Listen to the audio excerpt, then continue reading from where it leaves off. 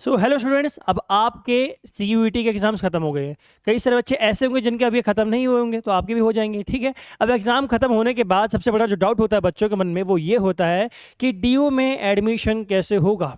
DU में admission के लिए कौन कौन से प्रोसेस को हमें फॉलो करना पड़ेगा, क्या क्या स्टेप्स होंगे, स्टेप बाय स्टेप भैया हमें कोई गाइड कर दे तो हम एडमिशन ले लें।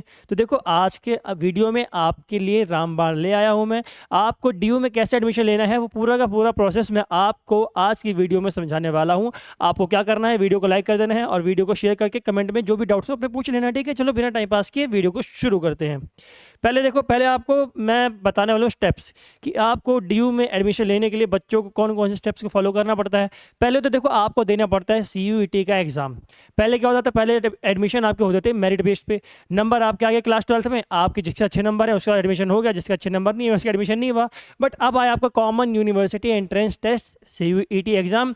एग्जाम के बाद आपकी आती है आंसर की। आंसर की में क्या होता है, आपके आंसर्स जो राइट आंसर्स हैं उनके लिए आपकी पूरी एक PDF आती है, पूरी एक फाइल आती है जहां पर आपके राइट आंसर्स NTA की तरफ से मार्क्ड आपकी तरफ आते हैं। ठीक है, यहाँ पर बट कई सारे आंसर्स ऐसे होते हैं जो आप लगता है आपको बच्चों को कि भैया ये आंसर तो हमारा सही था बट आंसर की में क्या है, गलत आया है। तो आप क्या करते हैं, वहां पर करते हैं आंसर्स को चैलेंज। ठीक है, कैसे चैलेंज करना है इसके लिए पूरी पूरी वीडियो जब आंसर की आपकी आ जाएगी तो मैं बना दूंगा। आई होप कोई गलतियां उसमें ना आए, बट अगर गलतियां आती हैं आंसर की में तो हम आपके लिए चैलेंज वीडियो बनाएंगे। ठीक है, फिर आपका आता है रिजल्ट। रिजल्ट के बाद क्या होता है आपका, एडमिशन नहीं। आपका डायरेक्ट एडमिशन रिजल्ट के बाद नहीं होता है। अब DU लेता है अपना रजिस्ट्रेशन फॉर्म जो होता है उसका हम जानते हैं उसको CSAS के नाम से। अब ये CSAS कौन सी बोला है, तो कॉमन सीट एलोकेशन सिस्टम। क्या है आपका, कॉमन सीट एलोकेशन सिस्टम। ये इस प्रोसेस को फॉलो करता है आपका DU रजिस्ट्रेशन में। ठीक है, अब ये क्या है, ये 3 फेजेस में आपका कंडक्ट होता है। कौन कौन से फेजेस है आपका, फर्स्ट फेज आपका होता है CSAS रजिस्ट्रेशन। इसमें आपके लिए जो रामबाण काम करता है वो काम करता है आपका CUET का एप्लीकेशन नंबर। जब आपने CUET का फॉर्म फिल किया होगा ना तो आपको एक मिला होगा CUET का एप्लीकेशन नंबर। अगर आप अपना एडमिट कार्ड देखेंगे वहाँ भी आपको मैंशन होगा CUET का एप्लीकेशन नंबर।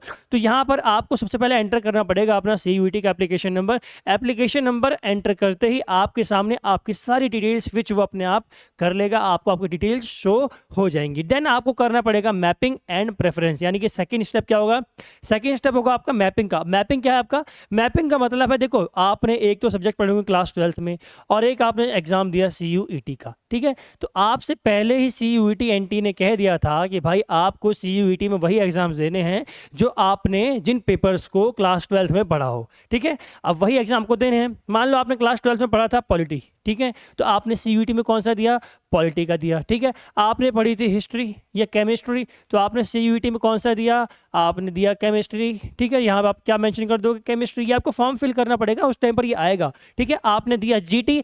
आपने क्लास 12th में GT तो पढ़ा नहीं होगा कि क्लास 12th में GT जैसा कुछ ऑप्शन नहीं होता है, तो आप क्या करोगे, यहाँ पे GT फिल करोगे और ये आपका जाएगा ब्लैंक, या फिर GT जैसा भी है आपका वो जाएगा। ठीक है, ये फिल करने के बाद आपको फिल करनी पड़ेंगी अपनी प्रेफरेंसेस। अब ये प्रेफरेंसेस क्या होती है, प्रेफरेंसेस आपको मेंशन करना पड़ेगा कि आपको मान लो BCom करनी है तो BCom के लिए आप फर्स्ट प्रायोरिटी किसको रखते हैं, कॉलेज को। सेकंड प्रायोरिटी कौन से कॉलेज को रखते हैं, थर्ड प्रायोरिटी कौन से कॉलेज को रखते हैं। ऐसे आप प्रायोरिटी लिस्ट या प्रेफरेंस लिस्ट बनाओगे। ठीक है, आपके लिए बाकी कोर्स वाइज प्रेफरेंस लिस्ट हम खुद बना के इस चैनल पे देंगे आपको कि कौन सा कोर्स आपके कौन से मार्क्स की रेंज के लिए बेटर होगा। आपको कोई टेंशन लेने वाली बात नहीं है। देन आपका थर्ड जो फेज होता है वो होता है आपका सीट एलोकेशन का। ठीक है, आपकी सारी चेकिंग होगी, प्रेफरेंस लिस्ट बन गई, आपकी कट ऑफ आ गई कॉलेजेस की, और उन कट ऑफ के बेस पे आपका होगा सीट एलोकेशन। सीट एलोकेशन के बाद फाइनल चीज जो आप करोगे वो करोगे फीस सबमिशन, यानी कि आपने फीस सबमिट की और आपका एडमिशन डन डाला। ठीक है, आपका एडमिशन फी जो आप सबमिट करते हो वो आपका होता है एक हॉलमार्क, यानी कि ठप्पा होता है कि आपने उस कॉलेज में एडमिशन ले लिया है।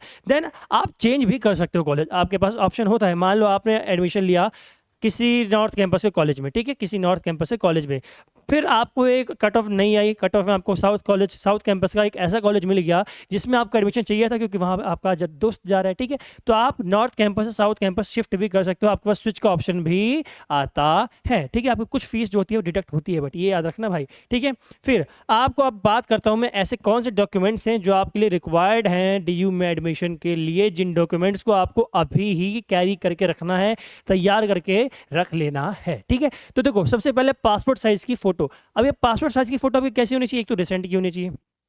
ये नहीं कि भैया जब मैं 11th क्लास में था या फिर 10th क्लास में था तब मैंने एक फ़ोटो खिंचवाई थी, वही फ़ोटो मैं यहाँ अपलोड कर दूँगा। एक काम करो, चुपचाप अपने आसपास किसी फ़ोटो स्टूडियो में जाओ और वहाँ पर पासपोर्ट साइज़ फ़ोटो खिंचवा लो। पासपोर्ट साइज़ फ़ोटो क्या होती है? इतनी सी फ़ोटो आपने देखी होगी, एक इतनी सी फ़ोटो आती है, ठीक है। इसमें आपको ध्यान रखना है कि आपके पास कोई स्पेक्स ना हो, ठीक है, आपने कोई स्पेक्स ना पहने हो, फिर आपके फेस पे कोई अलग से मार्क ना हो। ये नहीं कि आप टैटू बनवा के जा रहे हैं या फिर यहाँ पे टीका लगा के जा रहे हैं, आपको ये सब नहीं करना है। Clean face, simple clean and neat face आपको रखना है। देन आपके शोल्डर्स पूरे शो होने चाहिए, ठीक है, आपके शोल्डर्स पूरे शो हों। उसको आपको बोलना है फोटोग्राफर को, भैया हमें इतनी फोटो ऐसी चाहिए जहाँ पर आपके शोल्डर्स भी शो होने चाहिए, ठीक है। फिर आपको जो कैरी करना है वो आपके सिग्नेचर।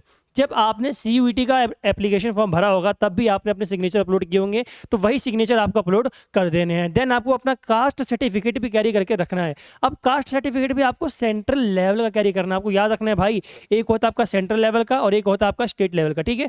अगर आप कोई भी सेंट्रल लेवल की यूनिवर्सिटी में एडमिशन लेना चाह रहे हो तो वो आपको क्या डिमांड करते हैं? वो डिमांड करते हैं आपके सेंट्रल लेवल के कार्ड की। बट अगर आप स्टेट यूनिवर्सिटी, मान लो हरियाणा की हो, ठीक है, आप कुरुक्षेत्र यूनिवर्सिटी पढ़ने जा रहे हो या फिर किसी और MDU यूनिवर्सिटी पढ़ने जा रहे हो, वहाँ पर आपका ये लोग मांगते हैं स्टेट लेवल का आपका कास्ट सर्टिफिकेट। बट आपका DU जो है वो मांगता है सेंट्रल लेवल का कास्ट सर्टिफिकेट, वो भी 31 मार्च 2024 के बाद का बना हुआ।